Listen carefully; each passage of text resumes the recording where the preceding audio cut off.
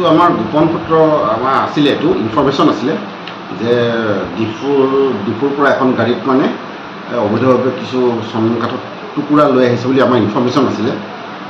তাৰপিছত আমি সেই খবৰটো পোৱাৰ পাছত আমি বৰলাং ফাৰ্ম বিটৰ ওচৰতে আমি থাপি দি আছিলোঁ। আমি গাড়ীখন যেতিয়া আহে তেতিয়া আমি গাড়ীখন তালাচী চলাওঁ।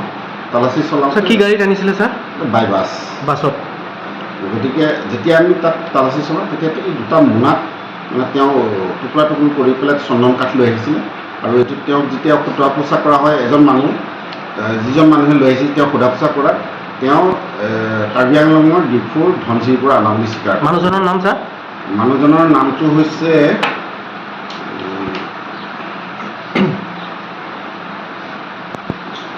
সবিনয় দাস। কিমান কোৱান্টিটি ধৰিছে? আৰু প্ৰায় 29 কেজিমান হ'ব। মানে এনেধৰণৰ কৰ্মৰ লগত লিপ্ত কি সদায় নেকি? 6 মাহ ধৰি কাম কৰি আছে বুলি ক'লে নিজৰ মুখৰে। তেনেকুৱা আমিওতো আমাক কৈছে যে এইবাৰ আৰু আগতে এবাৰ আনিছোঁ বুলি কৈছে। কিন্তু এতিয়া তেওঁ এইটো চাগে আগে পিছে তেওঁ চাগে আনে য'তটো সম্ভৱ। আৰু কিন্তু তেওঁ তাত কোনো প্ৰপাৰ ডকুমেণ্টছ নাই। ডকুমেণ্ট নোহোৱাকৈ মালখিনি লৈ গৈ আছিলে? Without documents. ক'ত লৈ গৈ আছিলে মালখিনি?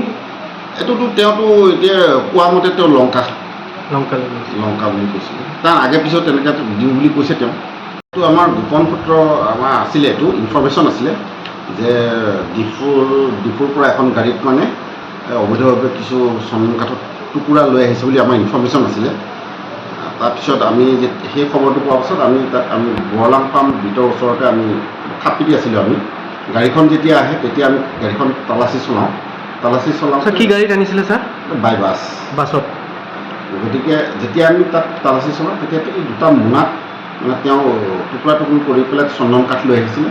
আৰু এইটো তেওঁক যেতিয়া সোধা পোছা কৰা হয়, এজন মানুহ যিজন মানুহে লৈ আহিছিল তেওঁক সোধা পোছা কৰাত তেওঁ কাৰ্বি আংলঙৰ ডিফুৰ ধনশিৰিৰ পৰা অনা বুলি স্বীকাৰ কৰে। মানুহজনৰ নাম ছাৰ?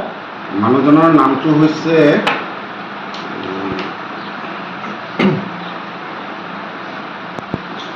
সবিনয় দাস। কিমান কোৱান্টিটি ধৰিছে? আৰু প্ৰায় 29 কেজিমান হ'ব। মানে এনেধৰণৰ কৰ্মৰ লগত লিপ্ত কি সদায় নেকি? 6 মাহ ধৰি কাম কৰি আছে বুলি ক'লে নিজৰ মুখৰে। তেনেকুৱা আমিওতো আমাক কৈছে যে এইবাৰ আৰু আগতে এবাৰ আনিছোঁ বুলি কৈছে। কিন্তু এতিয়া তেওঁ এইটো চাগে আগে পিছে তেওঁ চাগে আনে য'তটো সম্ভৱ। আৰু কিন্তু তেওঁ তাত কোনো প্ৰপাৰ ডকুমেণ্টছ নাই। ডকুমেণ্ট নোহোৱাকৈ মালখিনি লৈ গৈ আছিলে? Without documents. ক'ত লৈ গৈ আছিলে মালখিনি? এইটোতো তেওঁতো এতিয়া কোৱা মতে তেওঁ লংকা বুলি কৈছিলে। তাৰ আগে পিছত তেনেকৈ দিওঁ বুলি কৈছে তেওঁ।